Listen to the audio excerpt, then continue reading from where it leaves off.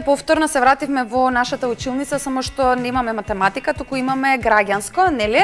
Тоа беше моја грешка пред малку. Ја имаме наставничката, ве молам представете се. Јас сум Анита Ангеловска, работам во основно училиште Кирил и Методи во Стајковци. Општина Газивава. Ке поздравам сите ученици и наставници во нашата општина и воопшто во целата држава, затоа што сега веројатно не гледаат учениците. Дали се изморивте? Не, ова е еден обичен ден. Подготвени сме, да. Подготвени? Добро. Минатата недела се сеќавате што зборувавме на граѓанско образование? Јас не бев тука. Не се сеќавам, морам да признам. Баш заради тоа сакам да ве потсетам дека зборувавме за граѓанска одговорност. Точно, сега се сеќавам. Се сетивте, така. Продолжуваме понатаму затоа што социјалната и граѓанската одговорност како поими се присутни во сите теми во граѓанско образование. Денеска ќе зборуваме за медиумите. Знаете што е предноста на овие емисии во кои што се организираат ТВ часови? Што? Која? Достапноста, дека многу деца може да го гледаат во исто време? И тоа. Ама ако јас, например, сум пропуштила нешто во 7-мо оделение или во 8-мо, сега ќе си го недополнам. Така е. А ако сум 8-ма, учам за 9-то, значи како што е сега случај во граѓанско образование, бидејќи темите се развојни и содржините се развојни, значи денес учиме за истата тема со малку повисоко ниво во 8-мо и во 9-то оделение, па тие што до година ќе бидат 9-то оделение ќе бидат многу поподготвени во својата работа. Ете, на тоа не размислив, во право сте. Многу интересно, да. Да. Медиумите во граѓанското општество е тема, односно содржина за кој што ќе зборуваме, а ние користиме медиум. И сега нема да зборуваме за целите, затоа што целите и очекуваните резултати всушност ќе ни произлезат од поимите. Поим медиум, мас медиуми, медиумски содржини, значи ќе зборуваме за лажни и за вистините медиумски содржини и за демант. Имаме ли непознати зборови тука? Немаме. Што е демант? Знаеме? Некој друг? Кога некој нешто ќе изјави, да речеме, и некој друг ќе каже дека не било точно тоа. Го демантираше. Така, го негира, ја негира информацијата, односно веста, која што е споделена, затоа што рековме дека на медиумите може да бидат споделени и вистински и лажни вести.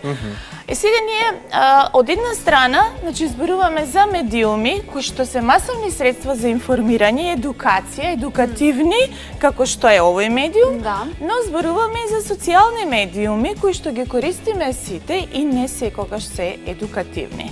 Како да се заштитиме и какво е влијанието на медиумите во секојдневниот живот и врз нашите животи воопшто. И факт. Фактот. Тоа е неоспорно. Тоа е, нели, заедно со демантот. И сега што се медиумите? Тоа е на некој начин, со обични зборови кажано, канал низ кој циркулираат информациите. Мас медиумите, како масовни средства за информирање, нема да зборуваме за нивната поделба, затоа што класичната поделба е на печатени електронски. Меѓутоа, некако печатените стануваат електронски. Сите печатени медиуми во последно време стануваат електронски. Затоа и нема да дискутираме за поделбата. Во граѓанското општество, односно во демократијата, тие се линк меѓу граѓаните и власта. Зашто служат, нели, за информирање на граѓаните, формирање и креирање на јавното мислење. И сега, кога зборуваме за граѓанско образование, морам да ви кажам дека граѓанското образование како наставен предмет и како начин на живење многу лесно се интегрира со други предмети. Со кој предмет, например, наставен би можеле да го интегрираме и тоа да биде цела концепција во која би ја примениле во училиштето? Општество, не знам. Општество може, да, за помалите ученици. За помалите, Друго? Со што би можеле да интегрираме за еден наставен час? На што друг, во кој би друг предмет би зборувале за медиуми, например? Не знам, право, ама тоа веќе го нема во... Тоа веќе во средно. Во средно. Во средно може. Во средно може, А информатика? Може информатика, да. Нели интернетот како медиум, па тука можеме да се интегрираме, како што јас сега направив интеграција. Можеме за медиумите да зборуваме во јазиците, и во мечините, и во странските јазици, значи можеме да направиме една интеграција и ова може да биде и како наставни, и како во наставни активности на ниво на училиште. Што е задачата на медиумите како мас-медиуми? Да ја следат работата на институциите, да информираат и да ја поддржуваат слободата на изразување и говор, да отварат простор за дебата, што е многу важно за граѓанското образование, да промовираат демократски вредности, да поддржуваат разновидност на мислење, но и граѓанско учество. Минатиот пат ви кажав разликата меѓу содржините и целите во граѓанското образование и програмата е во тоа што не се очекува само когнитивни знаења и вештини, туку и ставови, вредности и однесувања. А однесувањето во денешно време ни е многу важно. Така е, одлично. И сега како влијат медиумите? Значи ние живееме во ера на глобализација, масовна дигитализација и информацијски бум. Ова ни покажа и моменталнава ситуација дека без дигиталните содржини не можеме. Значи не можеме да реализираме настава. Медиумите служат за масовна комуникација и всушност ја осовременуваат технологијата, меѓутоа тие имаат и позитивно и негативно влијание. И сега, кога зборуваме за медиумите и новинарската работа, значи да не ги мешаме работите, медиумите работат според правила пропишани во законите на земјата. Има политички документи, меѓународни документи и стандарди. И тука нема дилема во однос на тоа. Знаете ли дека постои меѓународна организација Репортери без граници? Не. Не? Таа организација ги следи слободите на медиумите во целиот свет и секоја година објавува извештај и рангирање на земјите во светот според слободата на медиумите. Затоа што слободата на медиумите всушност на некој начин одразува колку има демократија во една држава. И сега, за да еден медиум го наречеме дека правилно информира, треба да содржи некои карактеристики, а некои треба да ги нема. Треба да има слобода. Што значи еден медиум да биде слободен? Да може да известува тоа што сака да известува, не тоа што е наметнато. Да не биде ограничен во смисол на кои информации смее да ги дава, кои не смее да ги дава. Така. Да не информира еднострано. Значи да биде слободен. Да биде независен. Неговата работа и постоење да не зависи од некој друг за да може да биде слободен. Ете така. И да биде одговорен. Доколку ги постигне овие две карактеристики, оно што му е најбитно, да биде одговорен. Што значи еден медиум да биде одговорен? Тоа што го говори да биде вистина и да не е лажна вест. Така. Да не е лажна вест. Да превземе одговорноста дека оваа вест која кажува е точна. Така. Да говори вистина, но и да внимава за последиците што ќе ги предизвика информацијата.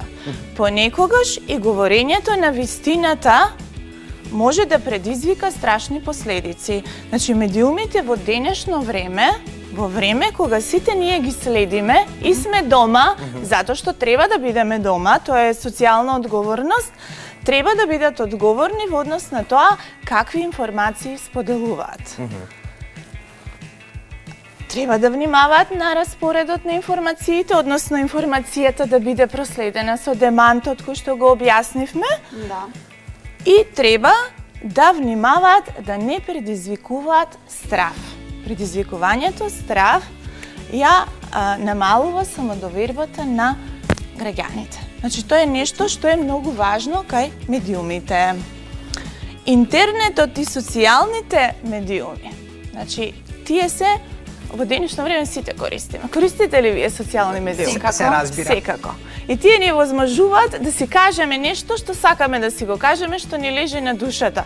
Па сега во денешно време кога сите сме дома, за да не си се скараме меѓу себе, можеме и да си напишеме нешто што не мачи, па да го споделиме јавно, нели? Меѓутоа, социјалните медиуми не смеат да служат за пласирање дезинформација, невистинити вести. Исто Исто така, може да се случи крадење и злоупотреба на лични податоци, вознемирување, малтретирање на интернет, сайбербулинг. Што беше булинг? Кога некој те исмева или те малтретира или... Ама на интернет. Сайбербулинг е на интернет, да. Да. Сайбербулинг. Сайбер на интернет, да. И како би го превеле тоа како насилство, нели? Насилство преку интернет. Така. Добро. Значи може да се случи и говор на омраза и други појави кои што со закон се забранети. И сега, оно што пред малку го зборував дека медиумите не смеат да предизвикуваат страв, во времето кога радиостаниците нели постоеле, на почетокот на минатиот век, во првата половина на минатиот век, односно во 1938 година, на едно многу слушано радио во Соединетите Американски држави се емитува радиодрама Војна на световите. Таа извадок од романот Војна на световите. И што се случува? Слушателите помислиле дека земјата навистина има инвазија од марсовци и започнале панично да бегаат од домовите. Тоа траело се додека не сватиле дека станува збор за пренесување вест, дека не е вест, туку е драматизација на роман. Ете така. Има уште една мала информација, ако ми дозволите, повелете, во врска со ова. Инаку, кога почнала емисијата, тие најавиле дека тоа е драмско читање, но во тоа време имала некоја друга емисија која била многу популарна и нејзиниот крај, кога завршила, кога преместиле на страницата, веќе бил поминат делот дека ова е драмско читање и сите кога слушале немале појма дека било драмско читање, затоа се уплашиле толку. Па и може да се вклучиме некогаш на половина, нели, од емисијата и да не разбереме за што станува збор. И сега, бидејќи граѓанско образование не оди без ученици, нашите ученици од дома, јас многу сакам да ги вклучувам нив, имаме 3 видеа во кои што ќе ги вклучиме децата како говорат за медиумите. Во различни возрасти, значи видео 1 ни се однесува на учениците кои што се на помала возраст. Наставничка, само морам да ви кажам дека доколку ги пуштиме ќе мора да одземеме време од следниот час што го имате или да го прекинеме сега бидејќи имаме уште 15 на минути за следниот час и да завршиме. Па добро, тогаш да ако сакате да продолжиме понатаму, да прекинеме како ви е концептот. Како ви мислите бидејќи следниот час сте исто и вие, така? Да. Да, јас сум следниот час. Можеме да го проследиме видеото. Можеме. Да. Само треба да се кликне. Да, не, ќе го симнеме, подобро е така затоа што не сум сигурна дали ќе ни се вклучи. Симнете го, ги имаме видеата спуштено. Симнете презентацијата. Добро, веднаш. Само најверојатно се овде видео 1. Ајде да видиме.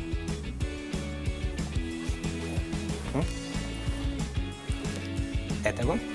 Здраво, јас сум Стефан.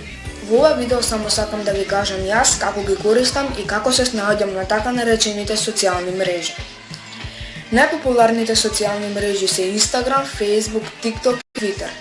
Мислам дека секој човек, не е важно дали е малолетен или полнолетен, треба да пази на неговата приватност, на неговиот идентитет на социјалните мрежи.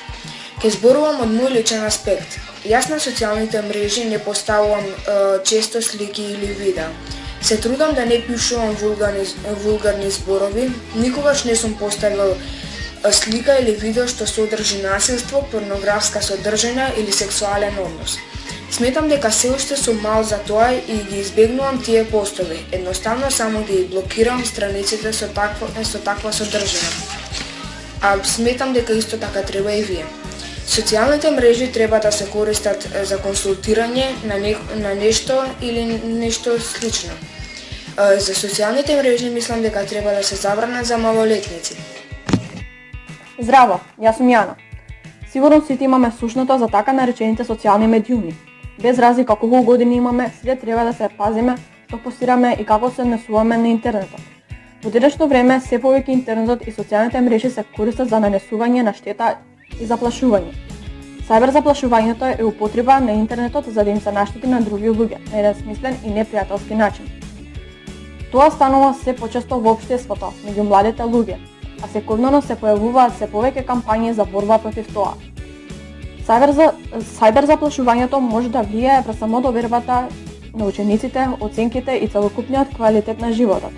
бидејќи сајбер нападите не завршуваат на училиште и можат да продолжат до 24 часа и е многу тешко да се избегнат.